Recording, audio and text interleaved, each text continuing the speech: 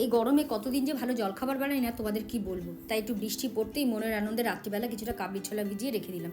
সকালবেলা উঠে একটু গরম মশলা, সামান্য খাবার সোডা, নুন আর চায়ের পাতা দিয়ে কাবলি ছোলাটা সেদ্ধ করে নিলাম। কড়াইতে তেল দিয়ে শুকনো লঙ্কা, সাদা জিরে ফোড়ন দিয়ে প্রথমে কুচনো পেঁয়াজটা দিয়ে দিলাম। থেতো করা রসুন দিয়ে একটু ভেজে নিয়ে টমেটো কুচি দিয়ে পরপর মশলাগুলো দিয়ে দিলাম।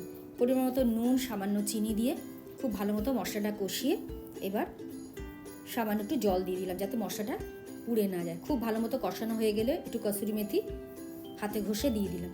এবার চানাটা জল থেকে তুলে খুব ভালো মতো কষিয়ে নিলাম, দিয়ে যে সেদ্ধ করা জলটা ছিল সেটা দিয়ে দিলাম।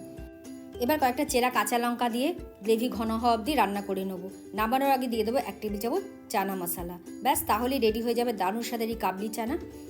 এইবার গরম গরম কটা বাটার নান বানাবো আর সপরিবারে একসাথে খেতে বসে যাবো। তোমরাও কিন্তু এইভাবে ট্রাই করে নিতে পারো।